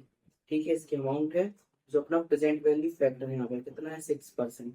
ठीक है, आपको इसका क्या निकालना पड़ता है, एक फैक्टर रहता है, इसलिए अपन को इस अपनी प्रेजेंट वैल्यू निकल के आ जाएगी। लेकिन इस फैक्टर की वैल्यू कैसे निकलेगी, तो क्या करना है आपको, मतलब जो अपना कैलकुलेशन को टाइप करना है 1, फिर आपको करना है पॉइंट प्लस 0.6। ठीक है, तो कितना आ गया 1.06, इसको करना है डिवाइड, इस पर तो कितना आ रहा होगा 0.943। ठीक है, यही अपनी यहाँ पे फर्स्ट ईयर की जो रहेगी इसका फैक्टर आने वाला है, तो 0.943 एक और इसको करेंगे तो हो जाएगा 0.089। अब इसको राउंड ऑफ करके आप 90 भी कर सकते हैं, यहाँ पे 890, एक और इसको टू करेंगे तो 0.839। यहाँ पर राउंड ऑफ करके क्या कर सकते हैं, इसको राउंड ऑफ करके इसको 40 कर सकते हैं, 39 है तो राउंड ऑफ करके हो जाएगा 40। एक और इसको टू करेंगे तो 0.792, एक और इसको टू करेंगे तो 0.747। ठीक है, और इसको क्या कर देना आपको, इसको अपन को करना है इंटू, यहाँ से प्रेजेंट वैल्यू निकल के दोनों का इंटू कर देंगे। जैसे मान के चलिए ए है, बी है, डी यहाँ पे ए इंटू बी यहाँ पे इंटू हो जाएगा, इंटू कर दीजिए तो यहाँ से अपनी प्रेजेंट वैल्यू निकल के आ जाएगी। तो 1400 इंटू 0.943, तो कितना आ रहा है यार अपना 1320.0, तो करिए 1320 इंटू 0.890, तो कितना आ रहा है 1174.8, फिर 1240 इंटू 0.840, तो कितना आ रहा है 1041.6। अब फोर का लिए करिए 1160 इंटू 0.792, तो कितना आ रहा है 918.72। अब 1080 इंटू 0.747, कितना आ रहा है 806.76। आपको क्या करना है, इनको जोड़ दीजिए तो आ जाएगा बस 1164.8 प्लस 1041.6 प्लस 918.72 प्लस 806.76, कितना आ रहा है 526108, यहाँ पे इसका आंसर आ रहा है 5262। इनका आंसर आ रहा है अपना, कितना आ रहा है 526108, मतलब लगभग सेम ही हमका आंसर यहाँ पे आ रहा है। ठीक है, थोड़ा बहुत यहाँ पे एक आध पॉइंट का होगा डिजिट का अंतर, तो यहाँ पे चल जाएगा। ठीक है, इन्होंने देखिए इन्होंने ऐसा निकाला, शॉर्टकट है, आप भी ऐसा निकाल सकते हैं। मैंने आपको समझाने के पर्पज से आसान तरीके से बता दिया, अगर आप ऐसा चाहें तो ऐसा भी निकाल सकते हैं। ठीक है, इसका भी कोई मतलब, इसको सॉल्व करेंगे, अब इसको सॉल्व करेंगे और ऊपर क्या करेंगे, इसको इंटू कर देंगे तो आपका सेम आंसर आएगा। जैसे 1.06 इंटू करेंगे 2 बार। ठीक है, 2 बार करेंगे मतलब ये आ रहा होगा। ठीक है, आपका 1.12 एक बार करेंगे तो आ रहा है 0.889। ठीक है,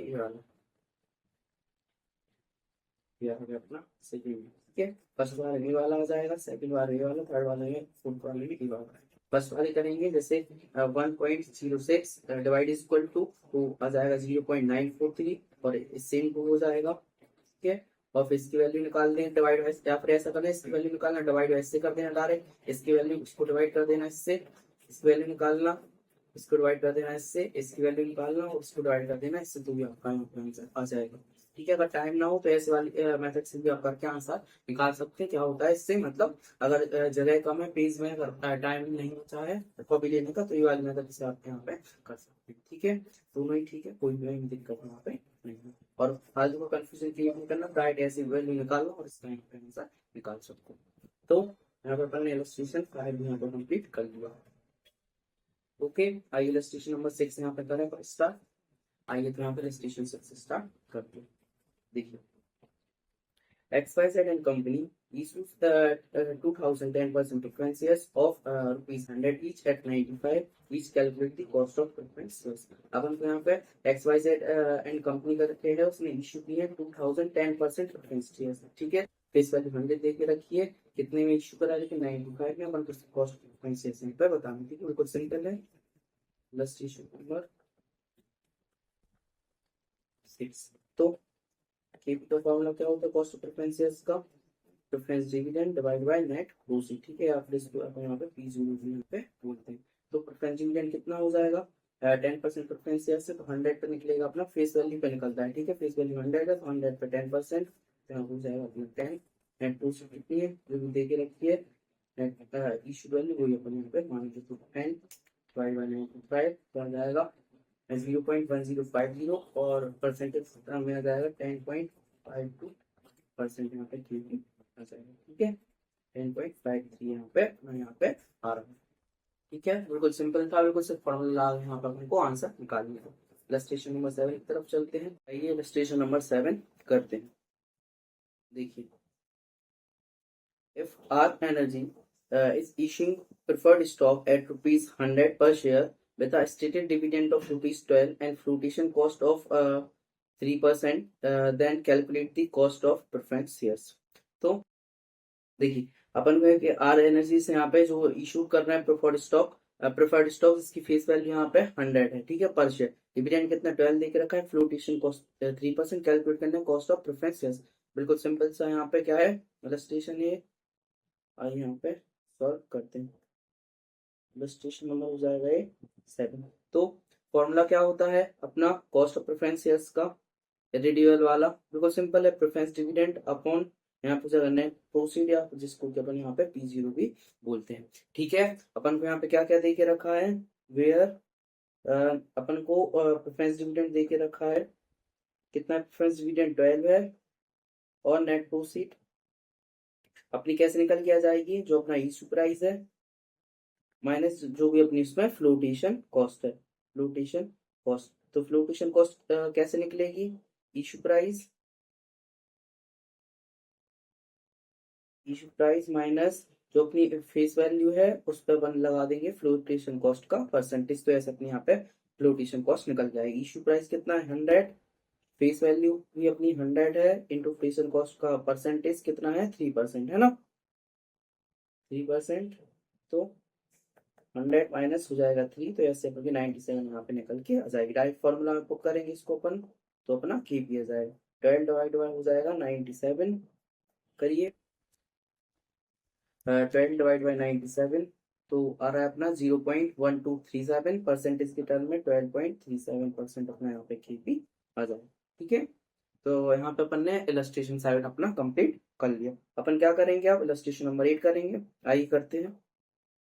XYZ Limited issues 2010% preference shares of ₹100 each at 95। जो अपना XYZ Limited है इशू कर रहा है अपना 10% 2000 प्रेफरेंस शेयर्स, ठीक है, जो कि 100 का फेस वैल्यू है, लेकिन कितने में इशू कर रहा है, 5 अपना जो ₹5 है उसके डिस्काउंट में, जो कि 95 अपना है। The company proposes to redeem the preference shares at the end of the 10th year from the date of issue, calculate the cost of preference. जो अपना XYZ लिमिटेड है, जो अपना जब से इशू कर रहे हैं उसके 10 साल बाद क्या कर रहे हैं, अपने प्रेफरेंस शेयर्स को रिडीम कर रहे हैं, तो अपनी एंड क्या हो जाएगी यहाँ पे 10 ईयर हो जाएगा। कैलकुलेट क्या करना है कॉस्ट ऑफ प्रेफरेंस शेयर्स, तो जो भी अपना कॉस्ट ऑफ प्रेफरेंस है इसका रिन्यूअल वाला फॉर्मूला है वो अपन यहाँ पे यूज करेंगे और यहाँ पे अपना आंसर निकालेंगे। तो आइए करते हैं। इलस्ट्रेशन नंबर हो जाएगा ये अपना, कौन सा है, इलस्ट्रेशन नंबर 8। तो फॉर्मूला क्या होता है, रिन्यूअल प्रेफरेंस शेयर्स का KP equal to preference dividend plus redemption value minus net proceed divide by होता है एन। होल डिवाइड बाय क्या होता है, redemption value minus net proceed sorry plus divide by 2। यहाँ पे अपन इंफॉर्मेशन लिख लेंगे वेयर एन कितना है, एन अपना 10। रिडम्पशन वैल्यू देखिए, रिडम्पशन वैल्यू कुछ भी नहीं दी गई है क्वेश्चन में, तो अपन मान के चलेंगे अपनी 100 है, ठीक है, फेस वैल्यू के बराबर। नेट प्रोसीड कितने हो जाएगी, नेट प्रोसीड अपनी 95 क्योंकि प्राइस अपन को देके रखा है। प्रेफरेंस डिविडेंड कितना देके रखा है, तो अपना 10% प्रेफरेंस शेयर से तो अपना फेस वैल्यू को लगेगा तो अपना 10 आ जाएगा, 100 इंटू 10% तो अपना आ जाएगा 10। अब डायरेक्ट अपन को इन्फॉर्मेशन पुट करनी है तो अपना यहाँ से केपी निकल आएगा। Preference dividend 10 plus redemption value कितनी है 100, net proceed 95 divide by 10। Whole divide by कितना हो जाएगा, redemption value plus net proceed divide by 2। इसको सॉल्व करेंगे तो यहाँ से अपना केपी आराम से निकल के आ जाएगा। बिल्कुल सिंपल सिंपल से यहाँ पे इलस्ट्रेशन दिए हुए हैं। तो 10 ब्रैकेट को सॉल्व करिए तो 100 माइनस 95 डिवाइड बाय हो जाएगा अपना 10 तो हो जाएगा 0.5। नीचे वाले ब्रैकेट को सॉल्व करिए तो 100 प्लस 95 डिवाइड बाय 2 तो कितना आ जाएगा 97.5। इसको सॉल्व करेंगे तो अपना यहाँ से केपी निकल आएगा। तो 10.5 डिवाइड बाय हो जाएगा 97.5 तो यहाँ से आ जाएगा 0.1076 और परसेंट इसके टर्म में हो जाएगा 10.76% या फिर 77% अगर राउंड ऑफ करें तो 10.77% टर्म में 10.77% अपने यहाँ पे आ जाएगा। ठीक है, इलस्ट्रेशन 8 भी कंप्लीट हुआ। आइए इलस्ट्रेशन 9 करते हैं। देखिए, a company has paid dividend of rupees 1 per share of face value of rupees 10 each last year and it is expected to grow 10% every year। क्या कह रहे हैं, कंपनी है जो पेड किया है डिविडेंड 1 पर शेयर, लेकिन कब किया है, लास्ट ईयर। ठीक है, लास्ट ईयर किया है तो यहाँ पे क्या दे के रखा है अपन को, D0 दे के रखा है, क्योंकि जब भी अगर बोला जाए कि लास्ट ईयर है तो उसको अपन मानते हैं कि अपना D0 है, और अगर बोला जाए एक्सपेक्टेड है तो अपन उसको अपन मानते हैं ईयर 1 का डिविडेंड यहाँ पे है। ग्रोथ रेट अपन को 10% दी हुई है। कैलकुलेट करना है कॉस्ट ऑफ इक्विटी। ठीक है, और मार्केट प्राइस देके रखा है शेयर का 55। बिल्कुल सिंपल सा है। Illustration number 9। तो यहाँ पे हो जाएगा के इक्वल टू क्या हो जाएगा D1 अपॉन P0 प्लस, ठीक है, ये अपना फॉर्मूला यहाँ पे के का होता है। तो अपन को ये D1 मतलब होता है, लेकिन अपन को इन्फॉर्मेशन D0 की देख रखी तो D1 कैसे निकलता है, D0 1 प्लस जी, अगर ग्रोथ ऐड कर देते हैं इसमें D0 में तो अपना यहाँ से क्या निकल के आ जाता है D1 P0 प्लस जी। तो D0 अपन को दे के रखा था कितना, D0 दे के रखा था 1। ग्रोथ रेट कितनी थी 10%, 0.10 हो जाएगा। P0 मतलब अपन को यहाँ पे नेट प्रोफिट दे के रखी थी 55 प्लस ग्रोथ है 0.10। सिंपल अपना यहाँ से के सॉल्व करिए तो 1 इंटू 1.10 डिवाइड बाय 55 प्लस 0.10 एक मिनट 1.10 इंटू 1 डिवाइड बाय हो जाएगा 55 प्लस 0.10 तो हो जाएगा यहाँ पे 0.12 या फिर 12% ऐसा अपना के निकल के आ जाएगा। ठीक है, 12% अपना के आ गया। ठीक है, तो इलस्ट्रेशन 9 करा, इलस्ट्रेशन 10 यहाँ पे करते। ठीक है, आइए देखिए, mister Mehra had purchased a share of Alpha Limited for rupees 1000. He received dividend for a period of 5 years at a rate of 10%. At the end of the 5th year, he sold the share of Alpha Limited for rupees 1128. You are required to compute the cost of equity as per the relied yield approach। क्या कह रहा है, जो mister Mehra है उन्होंने purchase किया था share 1000 का। ठीक है, 1000 में उन्होंने शेयर परचेज करा था और इसको उनको डिविडेंड मिला था जिसके लिए 5 ईयर तक। ठीक है ना, dividend for a period of 5 years at the rate of 10%, मतलब जिनको 5 ईयर तक डिविडेंड मिला 10% के रेट से मिला। Eight the end of the fifth year मतलब जो फिफ्थ ईयर के एंड में उन्होंने शेयर सोल्ड कर दिया कितने में, 1128 में सोल्ड कर दिया। मतलब जिसके मिस्टर मेहरा है उन्होंने 1000 का शेयर परचेज किया था, 5 साल के बाद उन्होंने 1128 रुपए का उसको सेल कर दिया। ठीक है, अब उनको बताना है, you are required to compute cost of equity बताना है as per relied yield approach. ठीक है, तो देखिए जो इस वाले क्वेश्चन में रिलाइड यील्ड अप्रोच में उन्होंने जो क्वेश्चन सॉल्व करा है आईआरआर मेथड सॉल्व करा है। मैं आपको एक चीज बताऊंगी यहाँ पे, देखिए ये देखिए जो रिलाइड यील्ड अप्रोच है यहाँ पे, हाँ बढ़ाया था मैंने यहाँ पे, कहाँ गया, ए रहा। ठीक है, रिलाइड यील्ड अप्रोच ए दी हुई है। ठीक है, रिलाइड यील्ड अप्रोच, ठीक है, इसका फॉर्मूला क्या होता है, K is equal to DPS1 plus MPS1 minus MPS0 upon MPS0, इसका एक फॉर्मूला यहाँ पे होता है। ठीक है, ये वाला फॉर्मूला यहाँ पे होता है। ठीक है, जो कि अपन आगे वाले क्वेश्चन है वहां पे भी अपन यूज करेंगे।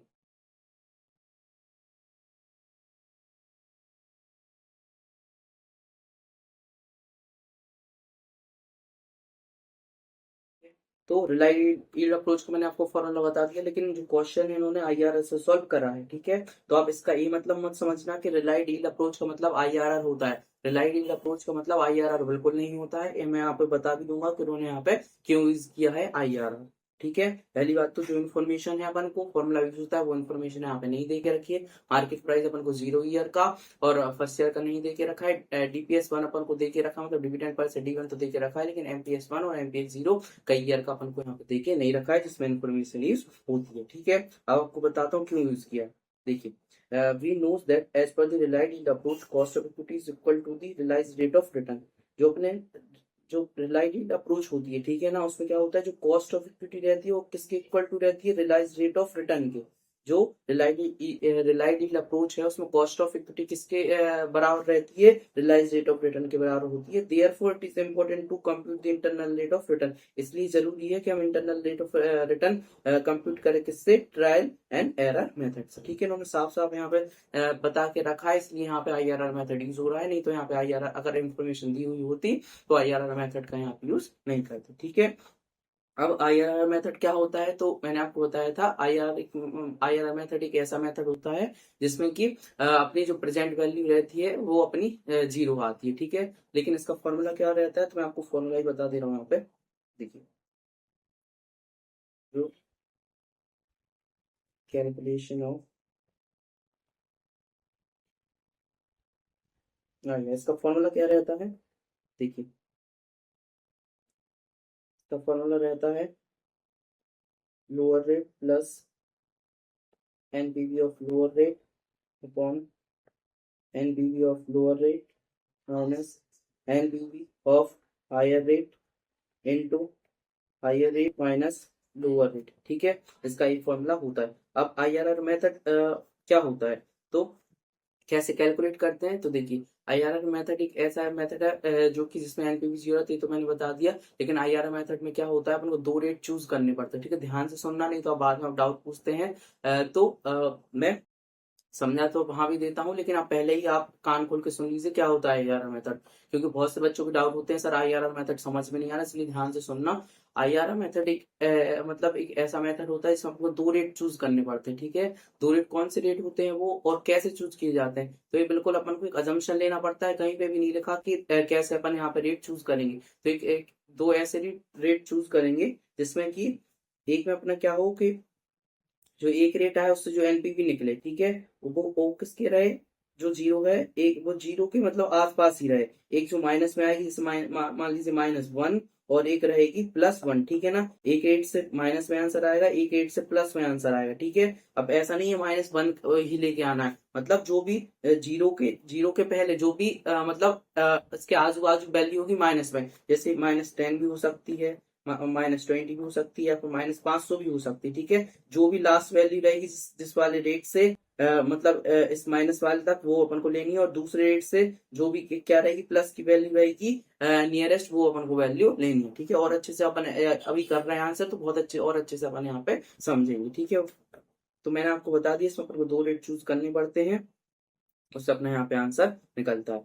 ठीक है। तो सबसे पहले अपन को क्या करना पड़ेगा, देखिए जो इन्होंने आंसर है यहाँ पे इन्होंने क्या करा, डायरेक्ट 12% से यहाँ पे बता दिया कि 12% से निकालेंगे तो अपना जो प्रेजेंट वैल्यू रहेगी वो अपनी 1000 तक यहाँ पे आ जाएगी, ठीक है ना। तो देखिए अपन कोई अंतर्यामी तो है नहीं कि अपन को पता रहे कि 12% से ही निकलेगी, अपन को तो निकाल बिल्कुल मतलब इतना घटिया आंसर दे के रखा है इंस्टीट्यूट ने कि अपन को कैसे पता रहेगा कि 12% से आ रही है। तो अपन को यहाँ पे IRS से निकालना पड़ेगा कि वो वाला रेट जिसमें अपनी एनपीवी 0 हो जाए, जब अपन को पता चलेगा कि अपना 12% से यहाँ पे आएगा, ठीक है। तो आइए करते हैं। देखिए सबसे पहले अपना यहाँ पे जो इनफ्लो रहेगा एज ए इन्वेस्टर कौन कौन सा रहेगा, एक तो जो 10% का जो अपन को क्या मिलना है यहाँ पे डिविडेंड मिलना है वो रहेगा, और जो अपना 1128 रुपए का जो अपन शेयर को सोल्ड करेंगे वो रहेगा, तो इनफ्लो रहेंगे। लेकिन जो ए वाला डिविडेंड है ना, डिविडेंड डिविडेंड अपन को कितने ईयर तक मिलेगा, 5 ईयर तक यहाँ पर डिविडेंड मिलेगा, है ना।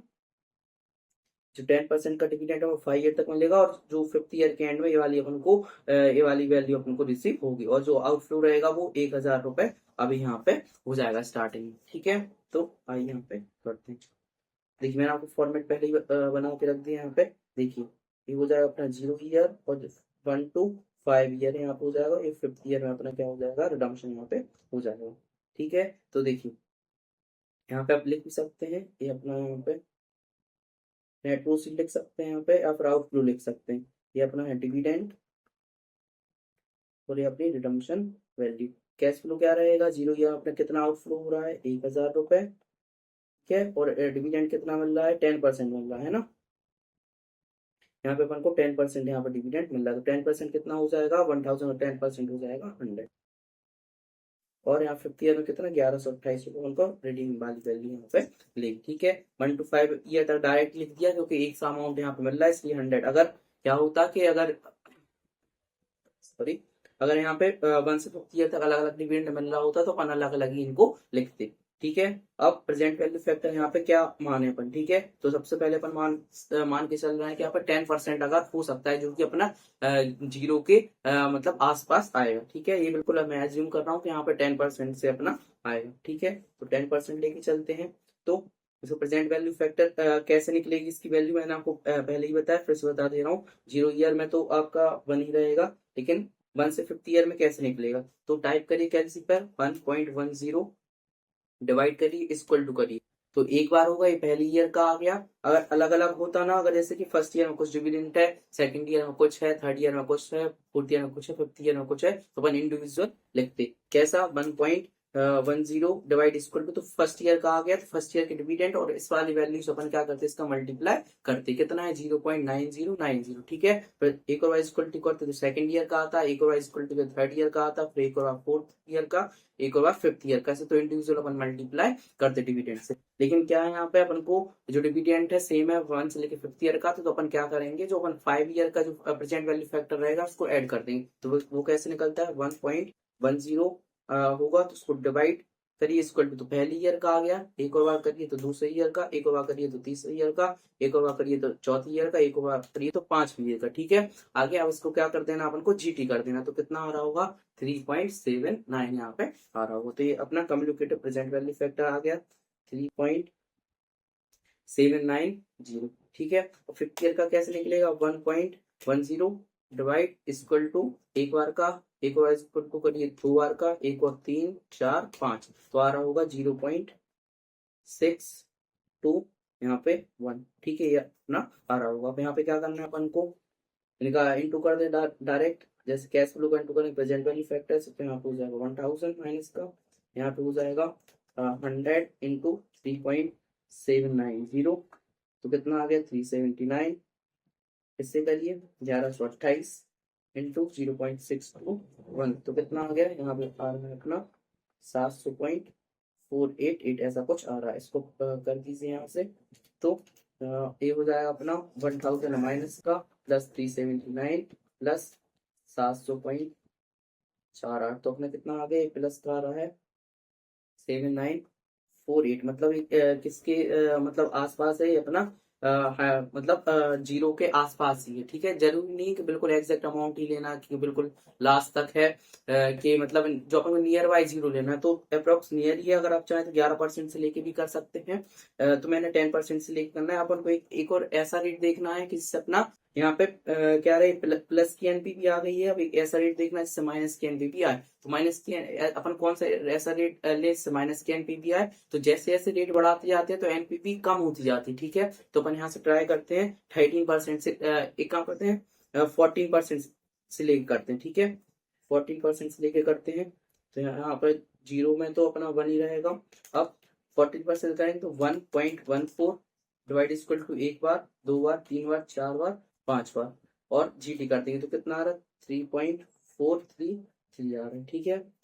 और फिर 1.14 डिवाइड इक्वल टू एक, दो, तीन, चार, पांच, फिफ्थ ईयर का कितना, 0.159। अब इंटू कर दीजिए तो 1000 का वन से तो 1000 ही आ जाएगा। 100 का करिए इससे तो 100 इंटू 3.433 कितना आ रहा है, 343.3। और फिर 1128 इंटू 0.519, 1128 इंटू 0.519 तो कितना आ रहा है, 585.43। भी निकालिए तो 1000 माइनस का प्लस 343.3 प्लस 585.43 तो कितना आ रहा है, माइनस के 71.27 यहाँ पे आ रहा है। लेकिन फिर ये अभी क्लोज नहीं है किसके, जीरो के। तो एक काम करते हैं अपन 13% से भी निकाल के देख लेते हैं, क्योंकि 14% से और आगे चला गया माइनस में। तो एक काम करते हैं 13% से निकाल के देखते हैं कि 13% से हो सकता है जीरो के और क्लोज आए, ठीक है। तो आइए यहाँ पे 13% से निकाल के देख लेते हैं।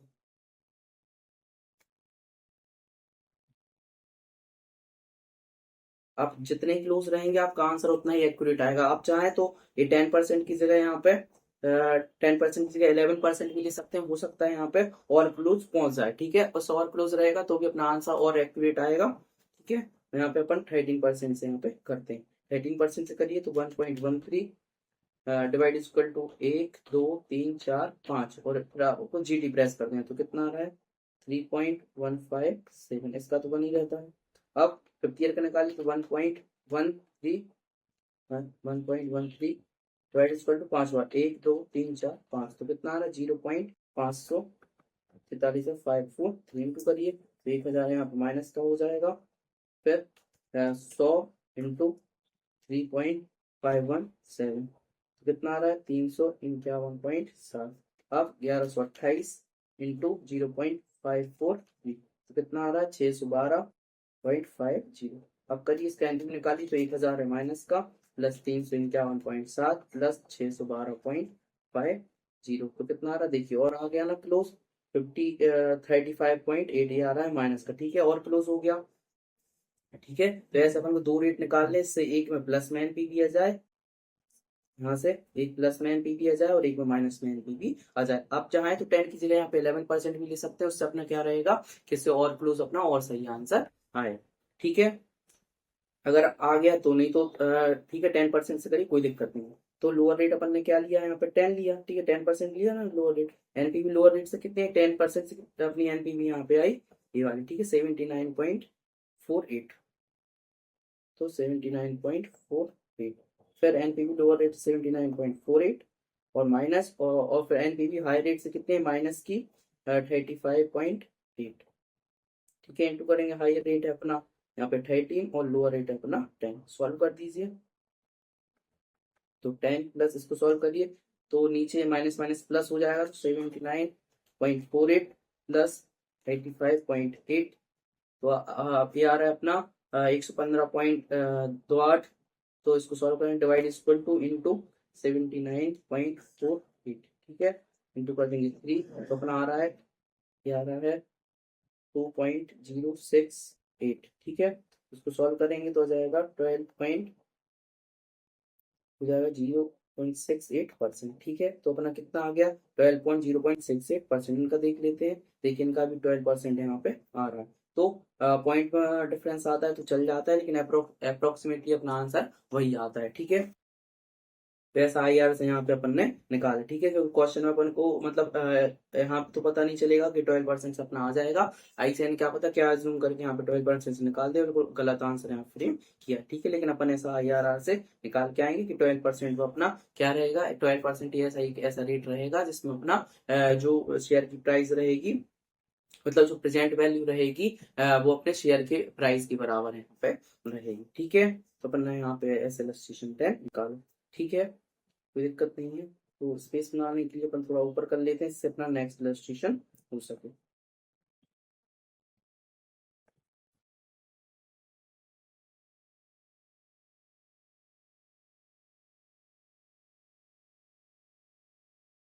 आइए स्टार्ट करें अपना इलस्ट्रेशन नंबर 11। तो आइए स्टार्ट करते हैं। इलस्ट्रेशन 11 बहुत अच्छा मतलब इलस्ट्रेशन है। मोस्ट प्रोबेबली हो सकता है अभी तक एग्जाम में नहीं पूछा गया है, तो हो सकता है एग्जाम पूछे, इसलिए अच्छे से करके अपन को जाना है, ठीक है ना। आइए अपन यहाँ पे करते हैं। Okay, calculate the cost of equity from the following data using realized yield approach। अपन को क्या करना है, कैलकुलेट करना है यहाँ पे कॉस्ट ऑफ इक्विटी, लेकिन किस वाले मेथड से करना है, रिलाइज यील्ड अप्रोच, जो अपन को ऊपर बोला गया था ना यहाँ पे इलस्ट्रेशन 10 में, लेकिन उससे सॉल्व नहीं किया गया था। लेकिन यहाँ पे अपन को रिलाइज यील्ड अप्रोच यहाँ पे लगानी है, वो अपन को यहाँ पे उससे रिलेटिंग डेटा यहाँ पे देके रखा है। ओके, तो देखिए अपन को क्या देके रखा है यहाँ पे, देखिए ईयर देके रखे हैं 1 2 3 4 5, तो डिविडेंड देके रखा है। जैसे ईयर 1 के लास्ट में कितना है 1 है, 2 के लास्ट में 1 है, 3 के मतलब जो ईयर 3 है सो 1.20 है, ईयर 4 में 1.25, 5 में अपना 1.15। लेकिन जो अपन को प्राइस पर शेयर देख रखा है एट दी बिगनिंग बोला है अपन से, ठीक है, स्पेसिफिकली यहाँ पे बोल दिया गया है एट दी बिगनिंग है। तो ये वाला है D0 का, सॉरी P1 है ना, ये अपना P0 का, ये है P1, ये है P2, ये है P3, ये है अपना P4, ठीक है। अपन को यहाँ पे दे के रखा है, तो अपन 16 कॉस्ट ऑफ इक्विटी यहाँ पे निकालनी है। तो आप कहेंगे सर इतनी सारी यहाँ पे इन्फॉर्मेशन दे के रखी कैसे निकलेगा, तो जब सॉल्व करेंगे तो समझ में आ जाएगा कि कैसे अपना यहाँ पे के निकलना है, ठीक है। देखिए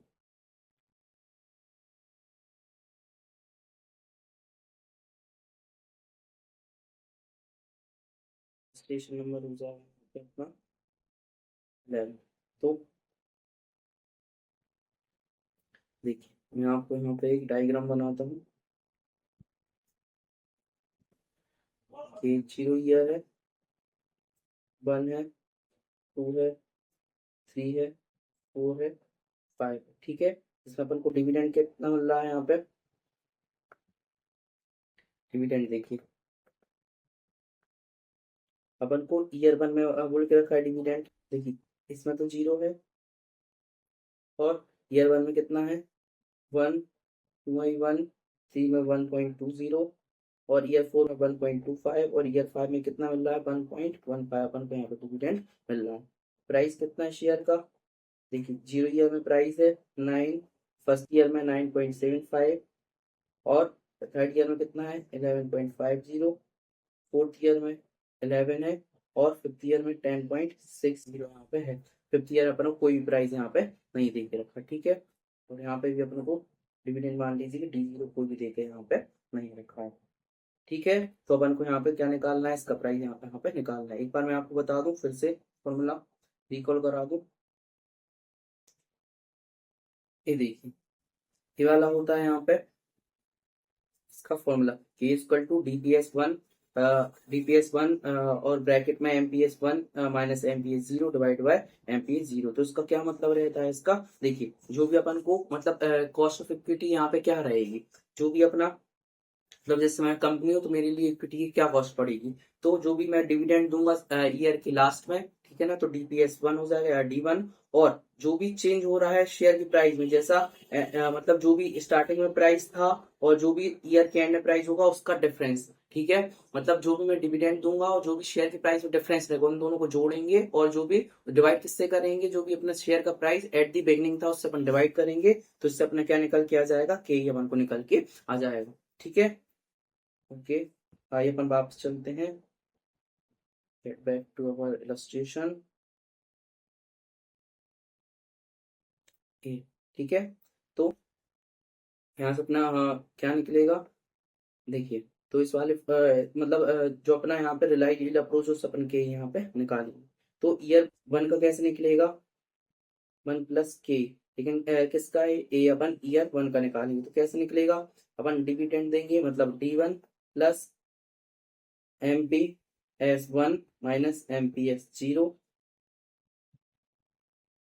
MPS रहेगा 0 और डिवाइड बाय किससे करेंगे, MPS 0 से। ठीक है, ये तो अपना ईयर वन का निकलेगा, लेकिन अपन को तो यहाँ पे 5 साल तक का यहाँ पे निकालना है। ठीक है, तो के जो अपना वन प्लस के सेकेंड ईयर का कैसे निकलेगा, यहाँ पे सॉरी यहाँ पे वन प्लस मत करिए, यहाँ पे करिए सिर्फ के। ठीक है, के फर्स्ट ईयर का हो गया।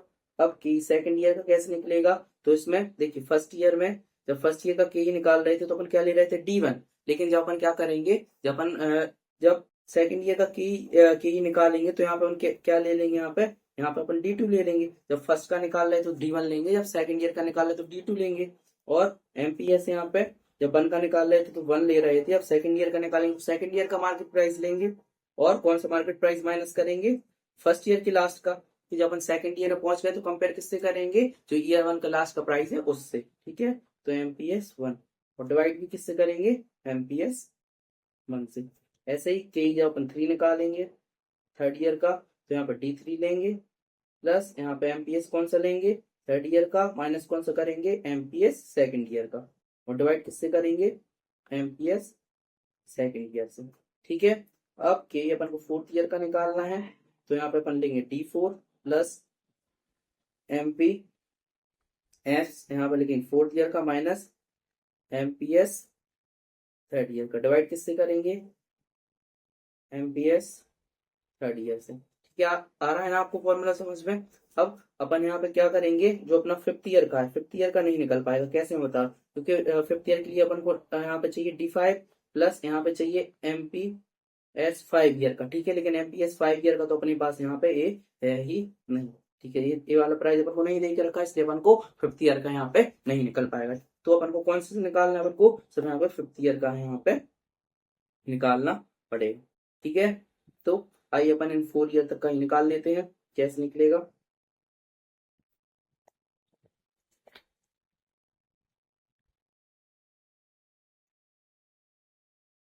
ठीक है, निकालें। तो D1 क्या है, यहाँ से देख लीजिए, D1 है अपना 1, तो D1 यहाँ पे अपन 1 पुट करेंगे, प्लस MPS1 क्या है, MPS1 अपन को दे के रखना है यहाँ पे ये। ठीक है ना, यहाँ पे आप देखते जाना। ठीक है, MPS1 ये है, यहाँ से आप देख लेना, ईयर मिलाते जाना। तो देखिए D1 D0 अपन D1 ये है अपना, D1 ये है, D2 ये है, D3 ये है, D4 ये है, D5 ये है। ऐसे ही MP0 ये है, 1 ये है, 2 ये है, 3 ये, 4 ये है। ठीक है, आप ऐसे मिलाते जाना। तो MPS1 क्या हो जाएगा, MPS1 यहाँ पे हो जाएगा, MPS1 हो जाएगा 9.75 और MPS0 कितना हो जाएगा 9, यहाँ पे आप देख सकते हैं, ये हो जाएगा अपना -9 और डिवाइड बाय करेंगे MPS0 से तो वो भी हो जाएगा अपना 9। इसको सॉल्व कर दीजिए तो अपना यहाँ से के ही अपना फर्स्ट ईयर का निकल के आ जाएगा। तो 9.75 माइनस हो जाएगा 9, प्लस कर देंगे 1 और डिवाइड बाय कर देंगे 9, तो कितना आ जाएगा, ये आ रहा है अपना 0.1944 और ये अपना यहाँ पे के फर्स्ट ईयर का निकल के आ गया। अब क्या करना है अपन को, सेकंड ईयर का निकालेंगे। तो D2 क्या है, D2 है अपना यहाँ पे 11.50। ठीक है, सॉरी 11.50 नहीं, D2 है अपना ए, डिविडेंड ए है ना अपना, तो डिविडेंड D2 हुआ अपना है 1, तो ये हो जाएगा 1 प्लस जो MPS है सेकंड ईयर का कितना है, MPS प्राइस है सेकंड ईयर का हो जाएगा 11.50। MPS1 क्या है, MPS1 हो जाएगा अपना 9.75। अब देखते जाने से। ठीक है, मैंने समझा दिया आपको। डिवाइड बाय किससे करेंगे, ये करेंगे MPS1 से, 9.75 निकाली कितना आ रहा है, तो 11.50 माइनस 9.75 प्लस 1 डिवाइड बाय 9.75, तो कितना आ रहा है 0.2820। अब ऐसे थर्ड ईयर का निकालेंगे तो D3 कितना हो जाएगा अपना, D3 हो जाएगा यहाँ पे 1.20, तो 1 मिनट कितना हो जाएगा ये 1.20 प्लस MPS3 कितना हो जाएगा, MPS3 हो जाएगा अपना 11 माइनस MPS2 कितना है, MPS2 है अपना 11.50। डिवाइड बाय किससे हो जाएगा, एमपीएस टू से, तो हो जाएगा एमपीएस टू कितना है अपना 11.50। सॉल्व कर दीजिए इसको। तो 11 माइनस 11.50 तो आ रहा है plus point zero point sorry minus का आ रहा है 0.5 प्लस 1.20 डिवाइड कर देंगे 11.50। तो कितना आ रहा है यार अपना 0.0608। ओके, अब आगे चलेंगे तो D4 कितना है, D4 अपन को दे के रखा है 1.25 प्लस MPS4 कितना है, MPS4 दे के रखा है अपन को 10.60। MPS3 कितना है, MPS3 है अपना 11। सर अपना 11 डिवाइड किससे करें, MPS3 से, तो हो जाएगा 11।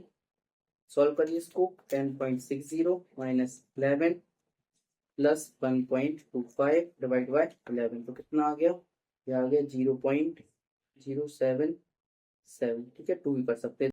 तो यहाँ देखिए, यहाँ पे अपन ने क्या करा, यहाँ पे चारों ईयर की यहाँ पे के निकाल ली। ठीक है, लेकिन अब आप कहेंगे सर यहाँ पे के तो अपन से पूछा गया था, के देखिए अपन से पूछा गया था कॉस्ट ऑफ इक्विटी, अपन से तो एक ईयर का पूछा गया था, फिर अपन ने यहाँ पे आपने तो चार चार निकाल दिए, तो कैसे मतलब यहाँ पे आएगा। तो मैं कहूंगा यहाँ पे अपन को एवरेज करना पड़ेगा। तो आप कहेंगे सर ठीक है, इन सारों को जोड़ के अपन एवरेज कर देते हैं। तो मैंने कहा नहीं, इसको अपन को ऐसे नहीं निकालना है, एक के ही निकालने के लिए अपन को एक नया कंसेप्ट यहाँ पे आएगा, जिसका नाम है CAGR, compounded annual growth rate. ठीक है, जो आपने इसका मतलब CAGR का आपने नाम सुना होगा, जैसे कि जैसे बहुत मतलब जो स्टेटमेंट रहते हैं कंपनी के, वहाँ पे CAGR का मतलब म्यूचुअल फंड वगैरह में यूज करते हैं CAGR रेट। तो इसका क्या यूज रहता है, CAGR ये वाला जो रेट रहता है, मतलब जो अपनी कंपनी रहती है उसके पिछले 3-4 साल का जो भी रिटर्न रहता है, कई रहती है, उसको एवरेज करके उनका यहाँ पे रिटर्न यहाँ पे बताते हैं, उसको यहाँ पे CAGR बोलते हैं। तो कैसे निकलेगा यहाँ पे के, तो के अपन 4 साल का निकालना है, तो 1/4 कर देंगे। यहाँ पे हो जाएगा 1 प्लस के फर्स्ट ईयर का इंटू 1 प्लस के सेकेंड ईयर का इंटू 1 प्लस के थर्ड ईयर का इंटू 1 प्लस के फोर्थ ईयर का। ठीक है, इसको कर देंगे तो अपना यहाँ से के निकल के आ जाएगा। 1 प्लस फर्स्ट ईयर कितना आया था 19.44, सॉरी 0 पॉइंट आया था अपना 0.9 sorry 1944 into 1 plus second year का है 0.2820 प्लस थर्ड ईयर का कितना आया था 1 प्लस 0.068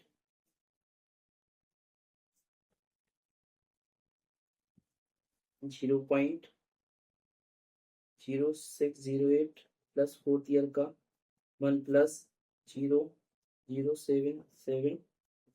ठीक है, 1 प्लस के टू द पावर 1/4 है ना।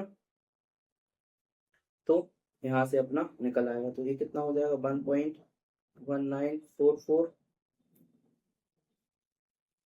Into 1 plus sorry into 1.2820 plus 1.0608 plus 1.0772। ठीक है, इनको इंटू कर देंगे यहाँ से 1 प्लस के टू द पावर 1/4। तो पर यहाँ पे कितना है, यहाँ पे 4 है ना, 1/4 नहीं है, यहाँ पे हो जाएगा 4। 4 साल का निकालना है ना उनको, 1 प्लस के टू द पावर 4 इंटू कर दीजिए इनका 1.1944 इंटू 1.2820 इंटू 1.0608 इंटू 1.0772। तो कितना आ रहा है, ये आ रहा है 1.7497 ऐसा कुछ आ रहा होगा पॉइंट। ठीक है, अब 1 प्लस के यही रहेगा, और इस साइड जाके पावर हो जाएगी यहाँ पे 1/4 की। तो अगर जैसे कोई ऑड वाली वैल्यू होती है, जैसे 1/5 होती, 1/7, तो अपन को 12 स्टेप वाला ही यहाँ पे फॉर्मूला फॉलो करना पड़ता है। लेकिन यहाँ पे 4 है तो अंडर रूट हो जाएगा, 2 बार करेंगे तो अपना यहाँ से आंसर आ जाएगा। तो 1.7497 जो भी है उसका 2 बार अंडर रूट करिए, एक बार और 2 बार, तो यहाँ पे कितना आ गया है 1.1501 आ गया। अब के यही रहेगा, 1 साइड चला जाएगा, -1, तो यहाँ से कितना बचेगा 0. मतलब कि ये अपना कितना आ जाएगा परसेंटेज टर्म में 15% यहाँ पे लगभग अपना के यहाँ पे निकल के आ जाएगा। ठीक है, देख लेते हैं इनका आंसर। ये अपना 15% यहाँ पे निकल के आ गया। जो अपना आईसीआई इन्होंने यहाँ पे किससे करा, ज्योमेट्रिक मीन मेथड से करा है, जिसमें के इक्वल टू इनने 1+y1 वही है, ठीक है, के into 1+y2 into 1+y3 into 1+y यहाँ पे 4 किया हुआ, ठीक है। एन एन इन्होंने लिख दिया कि अपन कितने भी ईयर तक रहे तो अपन वो यहाँ पे कर सकते हैं, टू दी पावर 1/n-1 यहाँ पे, तो इनका इन मल्टीप्लाई कर तो भी इनका आंसर 15% आ गया। तो ज्योमेट्रिक मीन से भी कर सकते हैं, लेकिन इसका सही जो मेथड है वो है CAGR वाला मेथड, ठीक है। आप किसी भी मेथड से ही कर सकते हैं, आप लिख सकते हैं कैलकुलेशन बाय, ठीक है। ये अपन ने ऐसा यहाँ पे कर लिया, इससे बहुत आसान होता है, क्योंकि ये वाली यहाँ पे मेथड अगर आप चाहें ज्योमेट्रिक मीन से भी ऐसे भी सॉल्व कर सकते हैं। ओके, तो यहाँ पे अपना आंसर आ गया 15%। आपको बस यहाँ पे ये वाला क्या करना है, ये वाला आप यहाँ पे डायग्राम बना लेना, फिर आपको कंफ्यूज नहीं होंगे क्या D0 है, क्या अपना P1 है, या फिर यहाँ पे P0 है। पर अपने चारों ईयर का निकालना, 5 ईयर का आपको नहीं निकलेगा, क्योंकि आप ऑटोमेटिक समझ जाएंगे इसका इन्फॉर्मेशन यहाँ पे नहीं दे के रखी। फिर इतना निकाल देंगे, फिर अपन CAGR से आप एवरेज रेट ऑफ रिटर्न यहाँ पे निकाल देना, जो कि अपना 15% आ जाए, ठीक है। तो आप 11 इलस्ट्रेशन यहाँ पे हो गए। एक काम करते हैं, आज के वीडियो को यहीं अपन क्या करते हैं, रैप अप करते हैं। नहीं तो क्या हो जाएगा, वीडियो ज्यादा लंबा हो जाएगा। बाकी के इलस्ट्रेशन नेक्स्ट वीडियो अपन यहाँ पे करेंगे, ठीक है। तो आज अपन ने 1 से लेके 11 इलस्ट्रेशन तक सारे इलस्ट्रेशन कंप्लीट किए। अगर आपको कोई भी डाउट हुआ है अगर, तो कमेंट सेक्शन में पूछ लेना, मैं वहाँ आपका रिप्लाई दे दूंगा। और किसी को नोट करने हैं तो मैं एक काम करूंगा, इसके सारे स्क्रीनशॉट अपने टेलीग्राम चैनल पर अपलोड कर दूंगा, तो वहां जाके आप आसानी से नोट कर सकते हैं। लिंक आपको डिस्क्रिप्शन में मिल जाएगा। तो मिलते हैं नेक्स्ट वीडियो में, तो आप अपना ध्यान रखिए और अच्छे से पढ़ाई करते